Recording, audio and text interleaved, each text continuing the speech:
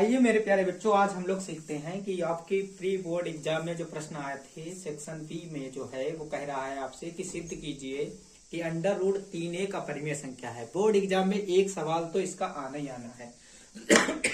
तो देखो इसे कैसे सॉल्व करेंगे और कैसे हल करेंगे। तो देखो अंडर रूट 3 एक अपरिमेय संख्या हमें सिद्ध करने के लिए सबसे पहले हम क्या करेंगे, अंडर रूट 3 एक परिमेय संख्या मान लेंगे।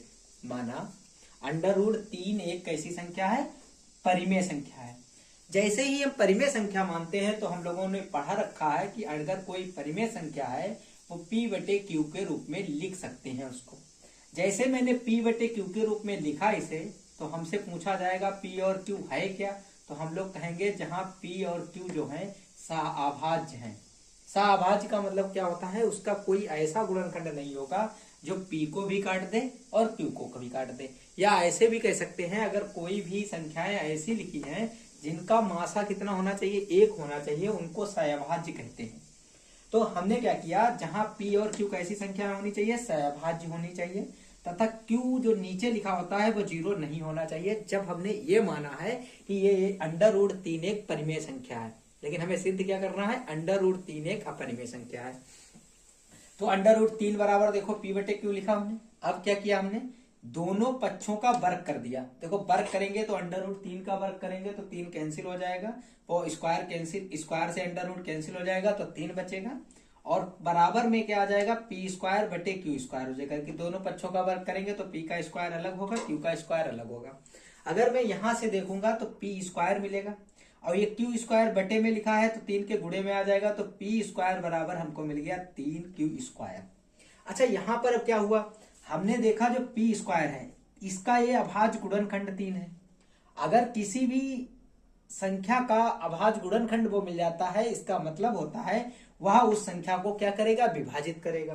तो देखो हमने क्या लिखा, 3 जो है ये किसके, इसके स्क्वायर को, क्योंकि इसके बराबर में है, इसका मतलब गुणे में लिखा है, इसका मतलब इसे भाग कर रहे होंगे तो विभाजित हो रहा होगा पी स्क्वायर।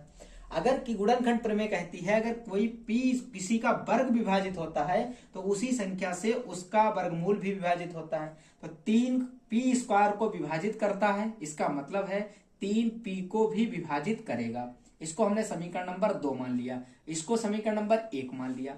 हम यहाँ पर 2 मान के फिर आगे बढ़ते हैं। अब देखो हमें मिल गया कि 3 जो है p का एक गुणनखंड मिल गया है, इसका मतलब विभाजित करता है। अब हमने पुनः माना, क्या माना, p बराबर हमने क्या माना, 3m माना, और 3m मानने के बाद इसका मान समीकरण 1 में रखा कर, तो जहां पर p था उसकी जगह पर हमने 3m रख दिया और उसका क्या कर दिया, स्क्वायर कर दिया। तो बराबर में हमको क्या मिला, 3q स्क्वायर मिला।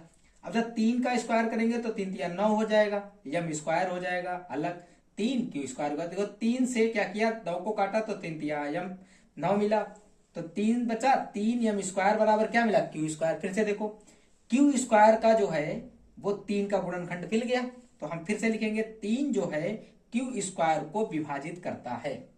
अब क्या करना है, 3 जो है स्क्वायर को विभाजित करता है तो उसकी वर्गमूल को भी विभाजित करेगा। तो देखो 3 क्यू स्क्वायर को भी क्या करेगा, विभाजित करेगा। अब देखो हमारे पास क्या हुआ, हमने देखा समीकरण 2, इसको 3 माना, समीकरण 2 में जो था वो 3 p को विभाजित करता है और 3 q को भी विभाजित करता है। तो 3 p को भी विभाजित कर रहा है, 3 q को भी विभाजित करता है। इसका मतलब है 3 जो है वो p और q का है उभयनिष्ठ गुणनखंड है, मतलब कॉमन है, 3 p में भी है और q में भी है, गुणनखंड है। ये हमारा विरोधाभास कर रहा है। किसका विरोधाभास कर रहा है, हमने तो माना था p और q कैसे होंगे, सहअभाज्य होंगे, लेकिन हुए क्या, यहाँ तो सहअभाज्य है ही नहीं, क्योंकि ये 3 इसका उभयनिष्ठ कॉमन गुणनखंड मिल गया। जब ये अच्छा गुणनखंड मिल गया, इसका मतलब हम कह सकते हैं कि कोई भी अंडर रूट 3 संख्या को परिमेय संख्या नहीं लिख सकते हैं, इसलिए इसको हम अंडर रूट 3 को एक अपरिमेय संख्या कहते हैं। तो यही हमको सिद्ध करना था, यही सिद्ध हो गया। अब देखिए ऐसा है, अंडर रूट 3 की जगह पर अब इस सवाल में कई सवाल बन सकते हैं। हो सकता है वो क्या पूछ ले आपसे, कह दे कि अंडर रूट 5 एक अपरिमेय संख्या है, सिद्ध करके दिखाइए। क्या सिद्ध करके दिखाइए, अंडर रूट 5 एक अपरिमेय संख्या है। तो आप सिर्फ क्या करेंगे, यही थ्योरी बिल्कुल लिखेंगे, यहाँ पे 5 लिख देंगे, यहाँ पर क्या लिख देंगे, 5 लिख देंगे, p बटे क्यू के रूप में लिखेंगे, यहाँ पर भी क्या लिख देंगे, 5 लिख देंगे। यहाँ पे अब 3 की जगह पे क्या आ जाएगा, 5 आ जाएगा। यहाँ पे क्या आ जाएगा 5 आ जाएगा, यहाँ 3 की जगह पे क्या आ जाएगा 5 आ जाएगा, यहाँ पे 3 की जगह पे क्या आ जाएगा 5 आ जाएगा, यहाँ पर किसकी जगह पे क्या हो जाएगा 5 हो जाएगा, थोड़ा सा यहाँ चेंज होगा, यहाँ 5 m का होल स्क्वायर होगा, और यहाँ 3 की जगह पे क्या हो जाएगा 5 हो जाएगा, 5 का वर्ग कितना होता है 25 होता है, यहाँ पे कितना हो जाएगा 5 हो जाएगा, 5 से अगर इसे काटेंगे तो 5 25 होगा, तो यहाँ पे क्या आ जाएगा 5 आ जाएगा, तो जहां जहां 3 था वहां वहां क्या आ जाएगा 5 आ जाएगा, यहाँ 5 आ जाएगा, यहाँ 5 आ जाएगा, यहाँ भी क्या आ जाएगा 5 आ जाएगा, यहाँ भी कितना आ जाएगा 5 आ जाएगा, यहाँ भी कितना आ जाएगा 5 आ जाएगा। तो इस तरीके से इसे भी क्या लिख सकते हैं 5 लिख सकते हैं। तो इस तरीके से हम चाहे 5 अंडर रूट परिमेय संख्या प्रूव करने के लिए है, चाहे अंडर रूट 7 परिमेय संख्या प्रूव करने के लिए है, चाहे अंडर रूट 11 परिमेय संख्या प्रूव करने के लिए है, तो सभी सवाल इसी मेथड से लगेंगे। इसमें आपके एग्जाम में पूछा गया था, तो कोई भी प्रश्न आप अपने आराम से कर सकते हैं। देखिए बी खंड में इसमें 2 नंबर का सवाल है। इसमें कह रहा है कि द्विघात बहुपद x स्क्वायर माइनस 3 के शून्यकों तथा गुणांकों के बीच संबंध ज्ञात कीजिए। तो देखो हमारे पास द्विघात बहुपद क्या लिखा है, द्विघात बहुपद लिखा है x स्क्वायर माइनस 3। तो सबसे पहले जब द्विघात बहुपद लिखा हो, इसके व्यापक समीकरण से इसकी तुलना करेंगे। ये हमें मिलेगा x square plus b x plus c बराबर 0। तो देखो ये बराबर कर लेंगे इससे तुलना करने पर, जब तुलना करेंगे तो ए बराबर हमको मिल जाएगा 1, बी बराबर देखो कुछ लिखा ही नहीं है तो 0, सी बराबर हमको मिल जाएगा -3। अब देखो शून्यकों तथा गुणांकों में के बीच संबंध बताना है, तो शून्याकों एवं गुणांकों के बीच संबंध निकालने के लिए पहले इसके शून्यक निकालने पड़ेंगे। तो शून्यक निकालने के लिए क्या करेंगे, एक्स स्क्वायर माइनस 3 लिखा है, पहले इसके गुणनखंड करो, तो बराबर में क्या लिखो 0। अब देखो एक्स स्क्वायर क्या है, इसका स्क्वायर कर सकते हैं, माइनस अंडर रूट 3 का भी क्या कर सकते हैं होल स्क्वायर कर सकते हैं।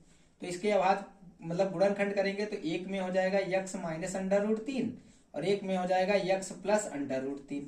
तो ये बराबर में क्या आ गया 0 आ गया। तो अब इसे यदि करके लिखते हैं, यदि x माइनस अंडर रूट 3 बराबर 0, तो x बराबर हमारा क्या मिलेगा अंडर रूट 3 मिलेगा, और यदि x प्लस अंडर रूट 3 बराबर 0, तो x बराबर हमारे पास क्या आ जाएगा अंडर रूट 3 आ जाएगा।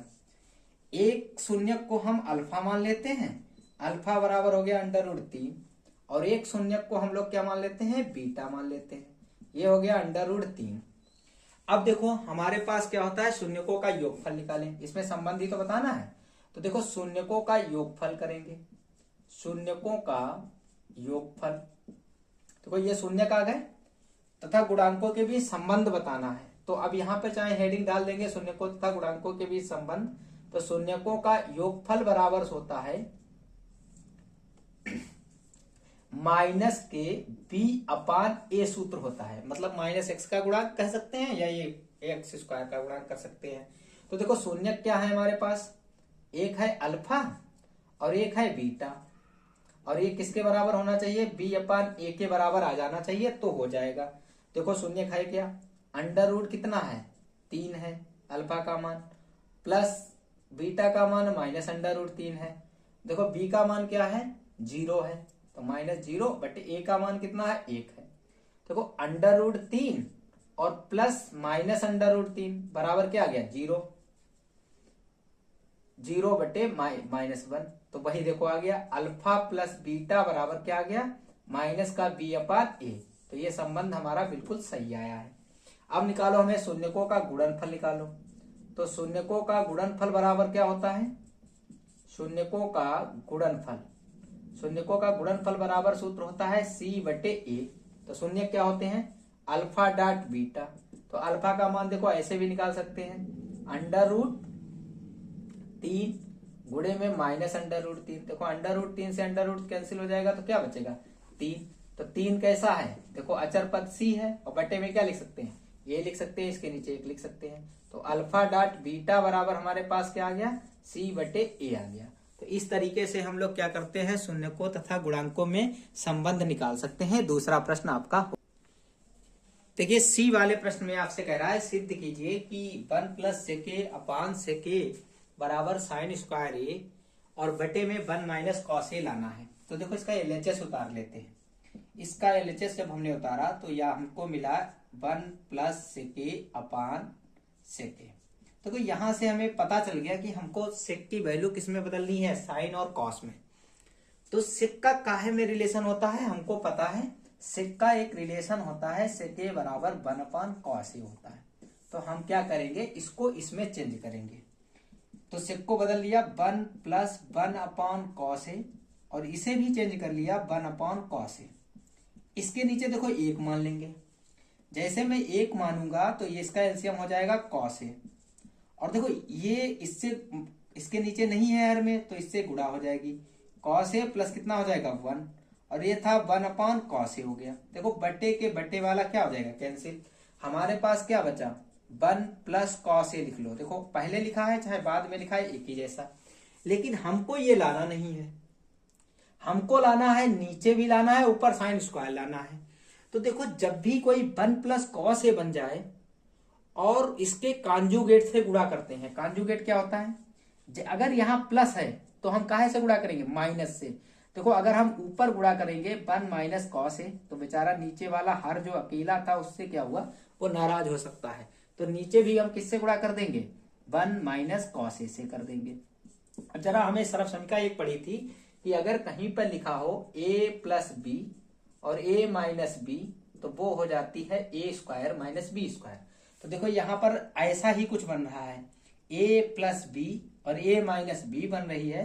तो इसका हो जाएगा 1 का स्क्वायर हो जाएगा माइनस का कॉस स्क्वायर a हो जाएगा, और नीचे देखो 1 से गुणा होगी तो 1 माइनस कॉस a हो जाएगा।